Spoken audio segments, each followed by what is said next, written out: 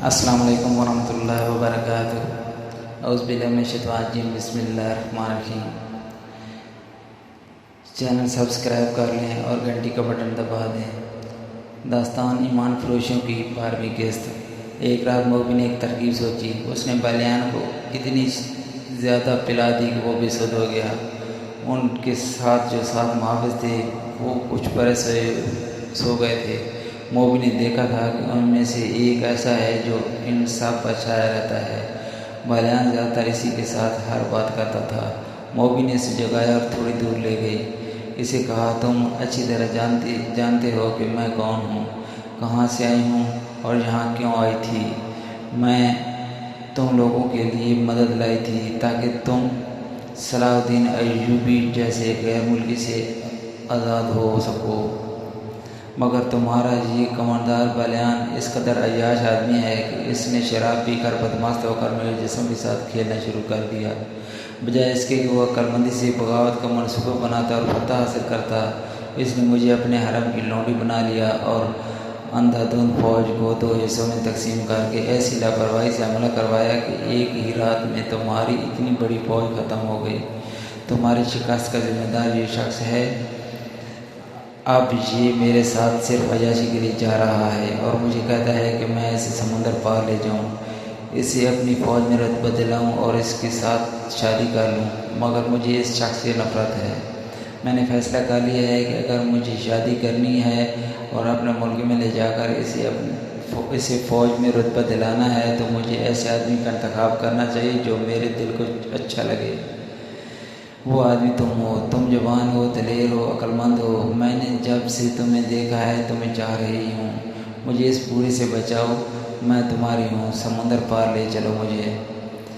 فوج کا رتبہ اور مال و دولت تمہارے قدموں میں ہوگا، مگر اس آدمی کو یہیں ختم کر دو۔ وہ سویا ہوا ہے، اسے قتل کر دو اور نکل چلے۔ اس نے محافظ کے گلے میں باہیں ڈالیں۔ محافظ اس کے غصے میں گرفتار ہو گیا۔ اس نے دیوانہ وار لڑکی کو اپنے بازو میں جکڑ لیا۔ موبی اس جادوگری میں ماہر تھی، وہ ذرا پرے ہٹ گئی۔ محافظ اس کی طرف بڑھا تو عقب سے ایک برچی اس کی پیٹھ میں اتر گئی۔ اس کے منہ سے ہائے نکلی اور وہ پہلو کے بل لڑک گیا۔ برچی اس کی پیٹھ سے نکلی اور اسے آواز سنائی دی، نمک حرام کو زندہ رہنے کا حق نہیں۔ لڑکی کی چیخ نکل گئی۔ وہ اٹھی اور اتنا ہی کہنے پائی تھی کہ تم نے اسے قتل کر دیا ہے کہ پیچھے سے ایک ہاتھ نے اس کے بازو کو جکڑ لیا اور جھٹکا دے کر کہا،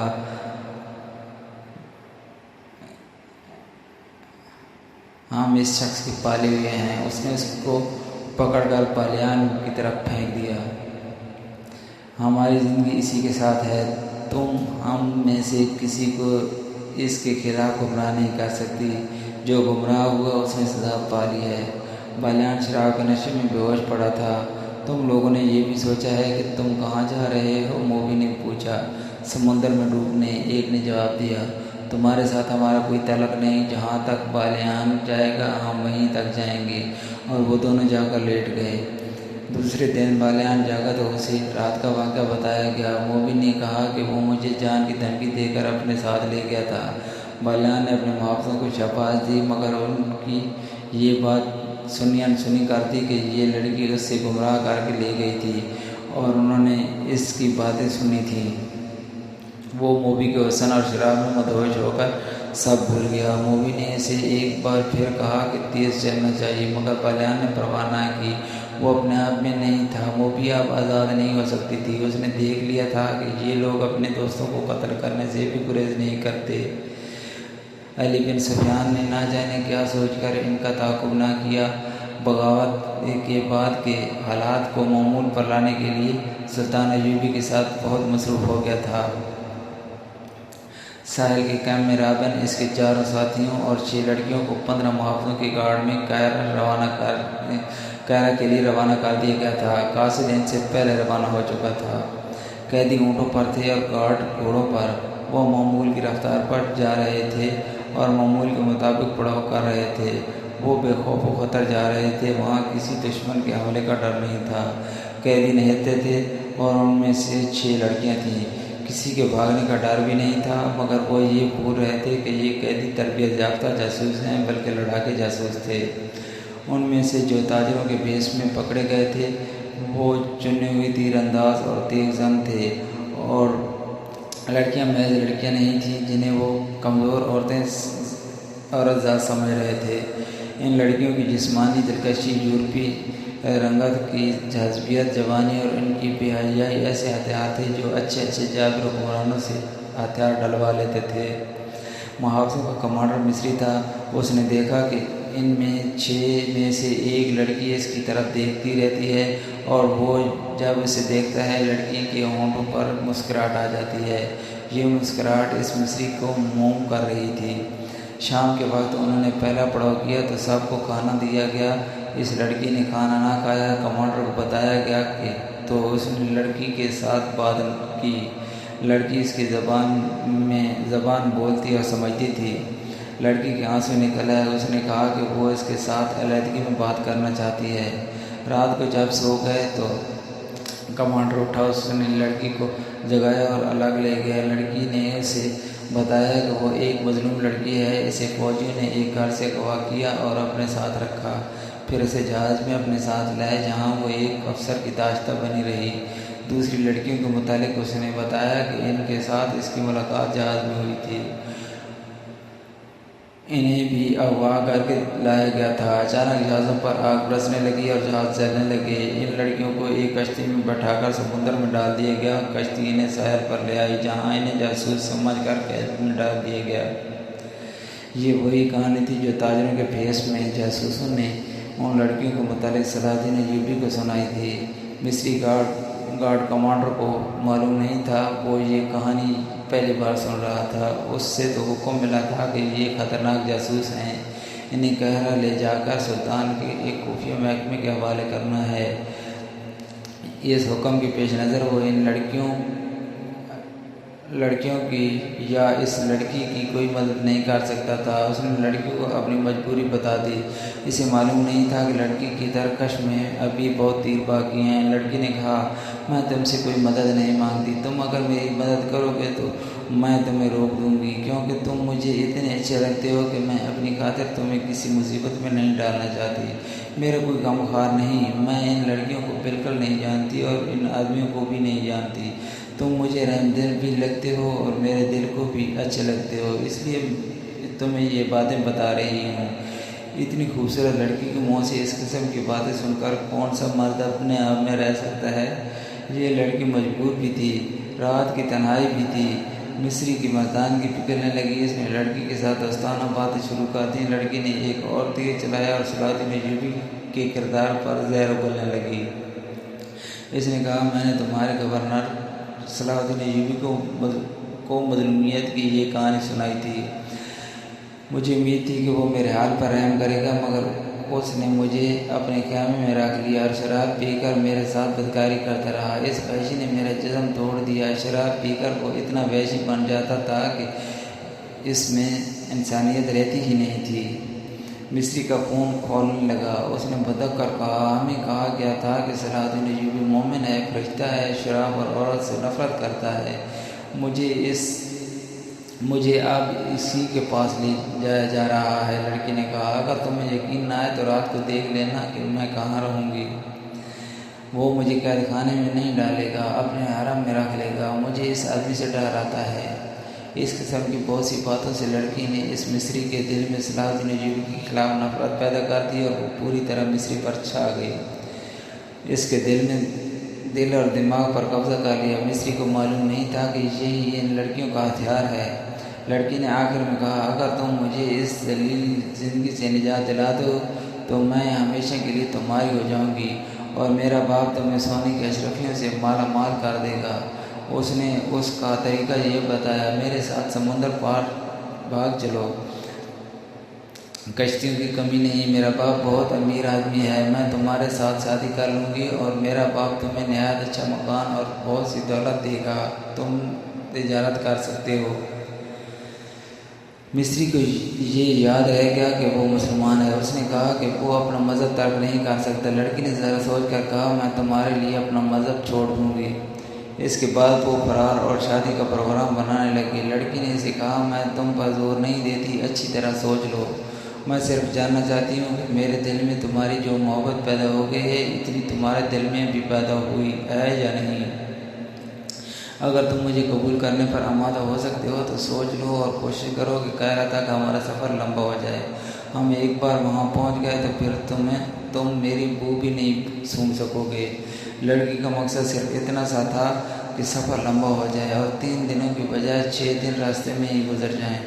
اس کی وجہ یہ تھی کہ رابن اور اس کے ساتھی فرار کی ترکیبیں سوچ رہے تھے۔ وہ اس کوشش میں تھے کہ رات کو سوئے ہوئے محافظوں کے ہتھیار اٹھا کر انہیں قتل کیا جائے، جو ناممکن سا کام تھا، یا ان کے گھوڑے چرا کر بھاگا جائے۔ ابھی تو پہلے ہی پڑاؤ تھا۔ ان کی ضرورت یہ تھی کہ سفر لمبا ہو جائے تاکہ اطمینان سے سوچ سکیں اور عمل کر سکیں۔ اس مقصد کے لیے انہوں نے اس لڑکی کو استعمال کیا۔ وہ محافظوں کے کمانڈر کو قبضے میں لے لے۔ لڑکی نے پہلی ملاقات میں ہی یہ مقصد حاصل کر لیا اور مصری کو منہ مانگی قیمت دے دی۔ مصری کو ایسا بڑا رتبہ والا آدمی نہیں تھا، معمولی سا عہدیدار تھا۔ اس نے کبھی خواب میں بھی اتنی حسین لڑکی نہیں دیکھی تھی۔ کہاں ایک جیتی جاگتی لڑکی جو اس کے تصوروں سے بھی زیادہ خوبصورت تھی اس کی لونڈی بن گئی تھی۔ وہ اپنا آپ، اپنا فرض اور اپنا مذہب بھی ہی بھول گیا۔ وہ ایک لمحے کے لیے بھی لڑکی سے الگ نہیں ہونا چاہتا تھا۔ اس پاگل پن میں اس نے صبح کے وقت پہلا حکم یہ دیا کہ جانور بہت تھکے ہوئے ہیں، لہذا آج سفر نہیں ہوگا۔ محافظوں اور شتربانوں کو اس حکم سے بہت خوشی ہوئی۔ وہ محاذ کی سختی سے اکتائے ہوئے تھے۔ انہیں منزل تک پہنچنے کی کوئی جلدی نہیں تھی۔ وہ دن بھر آرام کرتے رہے، گپ شپ لگاتے رہے اور ان کا کمانڈر اسی لڑکی کے پاس بیٹھا بدمست ہوتا رہا۔ دن گزر گیا، رات آئی اور جب سب سو گئے تو مصری لڑکی کو ساتھ لیے دور چلا گیا۔ لڑکی نے اسے آسمان پر پہنچا دیا۔ صبح جب یہ قافلہ چلنے لگا تو مصری کمانڈر نے راستہ بدل دیا۔ اپنے دستے سے اس نے کہا کہ اس طرف اگلے پڑاؤ کے لیے بہت خوبصورت جگہ ہے، قریب ایک گاؤں بھی ہے جہاں مرغیاں اور انڈے مل جائیں گے۔ اس کا دستہ اس پر بھی خوش ہوا کہ کمانڈر انہیں عیش کرا رہا ہے۔ البتہ اس دستے میں 2 عسکری ایسے بھی تھے جو کمانڈر کی ان حرکتوں سے خوش نہیں تھے۔ انہوں نے اسے کہا کہ ہمارے پاس خطرناک قیدی ہیں، یہ سب جاسوس ہیں، انہیں بہت جلدی حکومت کے حوالے کر دینا چاہیے، بلا وجہ سفر لمبا کرنا ٹھیک نہیں۔ مصری نے انہیں یہ کہہ کر چپ کروا دیا کہ یہ میری ذمہ داری ہے کہ جلدی پہنچوں یا دیر سے، جواب طلبی ہوئی تو مجھ سے ہوگی۔ دونوں خاموش ہو گئے، لیکن وہ الگ جا کر آپس میں کسر پسر کرنے لگے۔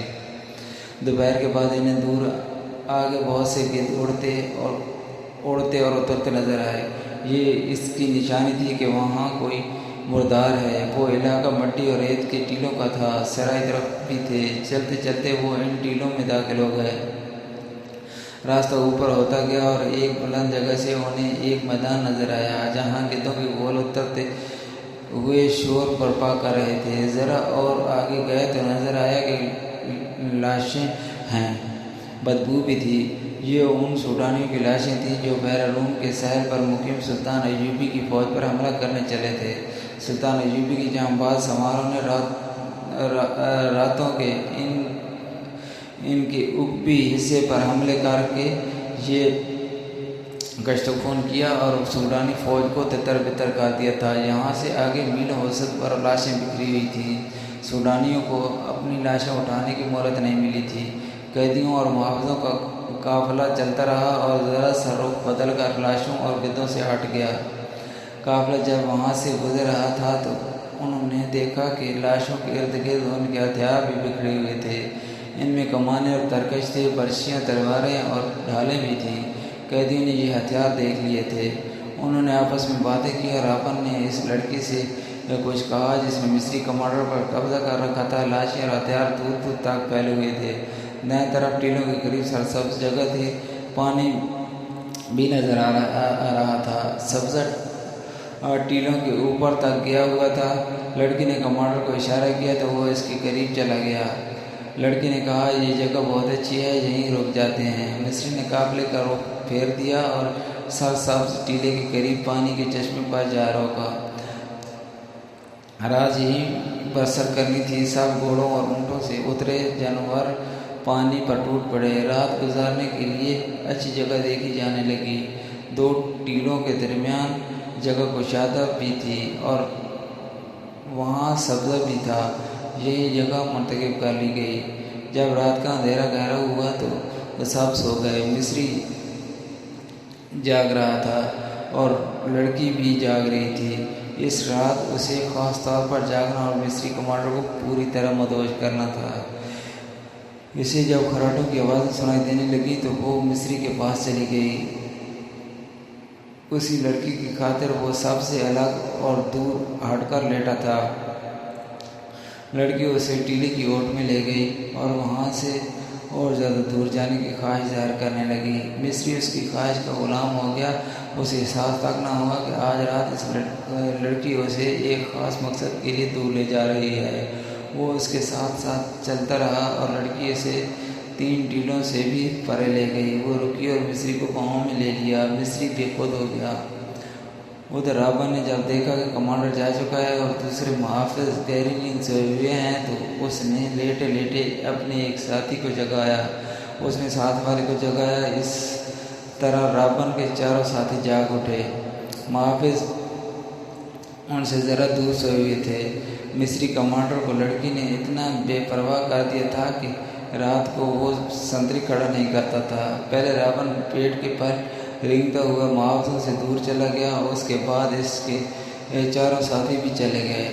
ٹیلے کی اوٹ میں ہو کر وہ تیز تیز چلنے لگے اور لاشوں تک پہنچ گئے۔ ٹٹول ٹٹول کر انہوں نے 3 کمانے اور ترکش اٹھائے اور ایک برچی اٹھا لی۔ اسی مقصد کے لیے انہوں نے لڑکی سے کہا کہ وہ کمانڈر سے یہی کہے کہ یہاں پڑاؤ کیا جائے۔ وہ ہتھیار لے کر واپس ہوئے۔ اب وہ اکٹھے تھے۔ وہ سوئے ہوئے محافظوں کے قریب جا کھڑے ہوئے۔ رابن نے ایک محافظ کے سینے میں برچی مارنے کے لیے برچی ذرا اوپر اٹھائی۔ باقی 4 بھی ایک ایک محافظ کے سر پر کھڑے تھے۔ یہ نہایت کامیاب چال تھی۔ وہ بیک وقت 4 محافظوں کو ختم کر سکتے تھے اور باقی 11 کے سنبھلنے تک انہیں بھی ختم کرنا مشکل نہیں تھا۔ پیچھے 3 شتربان تھے اور مصری کمانڈر۔ وہ آسان شکار تھے۔ رابن نے جو ہی برچی اوپر اٹھائی سناٹا سا سنائی دیا اور ایک تیر رابن کے سینے میں اتر گیا۔ اس کے ساتھ ہی ایک تیر رابن کے ساتھی کے سینے میں لگا۔ وہ ڈولے۔ ان کے 3 ساتھی ابھی دیکھ ہی رہے تھے کہ یہ کیا ہوا ہے کہ 2 تیر اور آئے اور 2 اور قیدی اوندھے ہو گئے۔ آخری قیدی بھاگنے کے لیے پیچھے کو مڑا تو ایک تیر اس کے پہلو میں اتر گیا۔ یہ کام اتنی خاموشی سے ہو گیا کہ ان محافظوں میں سے کسی کی آنکھ بھی نہ کھلی، جن کے سروں پر موت آن کھڑی ہوئی تھی۔ تیر انداز آگے آ گئے۔ انہوں نے مشلیں روشن کی۔ یہ 2 محافظ تھے جنہوں نے اپنے کمانڈر سے کہا تھا کہ انہیں منزل پر پہنچنا چاہیے۔ وہ دیانتدار تھے۔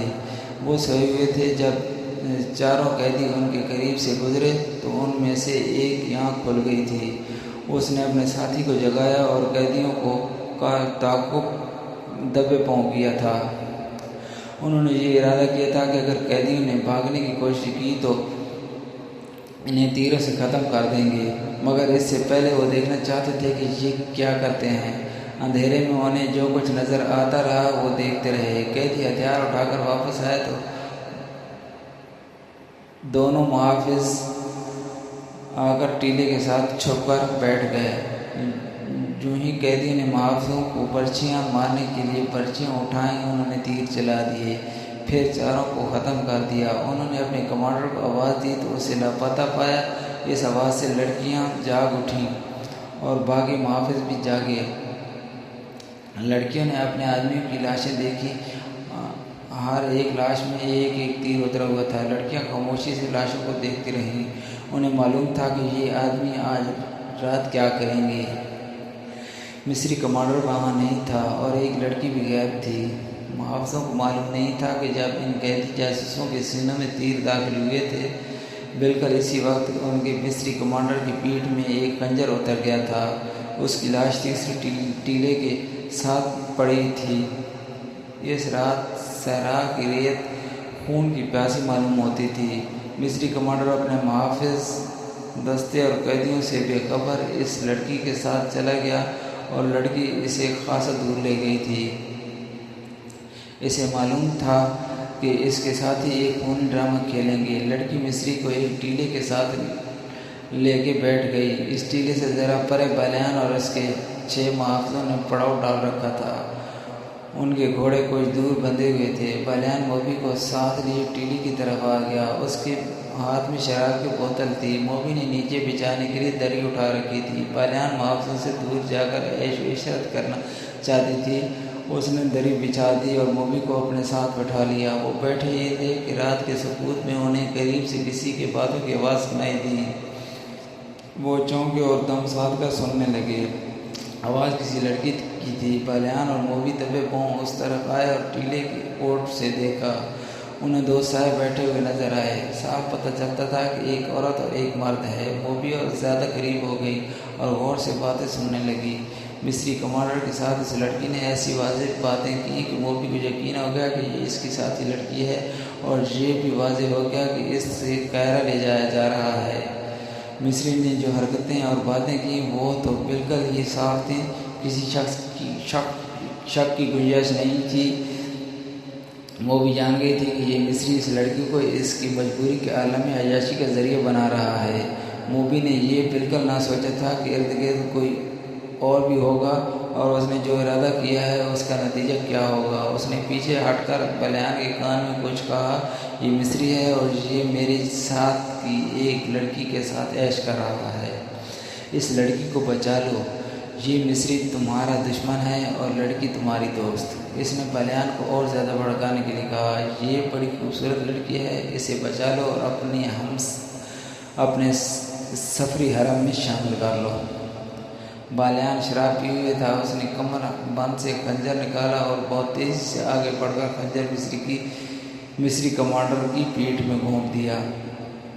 خنجر نکال کر اس نے تیزی سے ایک اور وار کیا۔ لڑکی مصری سے آزاد ہو کر اٹھ کھڑی ہوئی۔ موبی دوڑی اور اسے آواز دی۔ وہ دوڑ کر موبی سے لپٹ گئی۔ موبی نے اس سے پوچھا کہ دوسری کہاں ہیں۔ اس نے رابن اور دوسرے ساتھیوں کے متعلق بھی بتایا اور یہ بھی کہا کہ وہ 15 محافظوں کے پہرے میں ہیں۔ بالیان دوڑتا گیا اور اپنے 6 ساتھیوں کو بلا لایا۔ ان کے پاس کمانیں اور دوسرے ہتھیار تھے۔ اتنے میں قیدیوں کے محافظوں میں سے ایک اپنے مصری کمانڈر کو آوازیں دیتا ادھر آیا۔ بالیان کے ایک ساتھی نے تیر چلایا اور اس محافظ کو ختم کر دیا۔ وہ لڑکی انہیں اپنی جگہ لے جانے کے لیے آگے آگے چل پڑی۔ بالیان کو آخری ٹیلے کے پیچھے روشنی نظر آئی۔ اس نے ٹیلے کی اوٹ میں جا کر دیکھا، وہاں بڑی بڑی 2 مشلیں جل رہی تھیں۔ ان کے ڈنڈے زمین میں گڑے ہوئے تھے۔ اس کے اوپر والے سروں پر تیل میں بھیگے ہوئے کپڑے لپٹے ہوئے تھے جو جل رہے تھے۔ بالیان اپنے ساتھیوں کے ساتھ اندھیرے میں تھا۔ اسے روشنی میں 5 لڑکیاں الگ کھڑی نظر آ رہی تھیں اور محافظ بھی دکھائی دے رہے تھے۔ ان کے درمیان 5 لاشیں پڑی تھیں جن میں تیر اترے ہوئے تھے۔ موبی اور دوسری لڑکی کی سسکیاں نکلنے لگیں۔ موبی کے اکسانے پر بالیان نے اپنے ساتھیوں میں سے کہا کہ یہ تمہارا شکار ہے، تیروں سے ختم کر دو۔ ان کی تعداد 14 تھی۔ یہ ان کی بدقسمتی تھی کہ وہ روشنی میں تھے۔ باقی اگلی قسط میں۔ کہانی ابھی جاری ہے۔ چینل سبسکرائب کر لیں اور اگلی قسط سننے کے لیے گھنٹی کا بٹن دبا دیں۔ شکریہ۔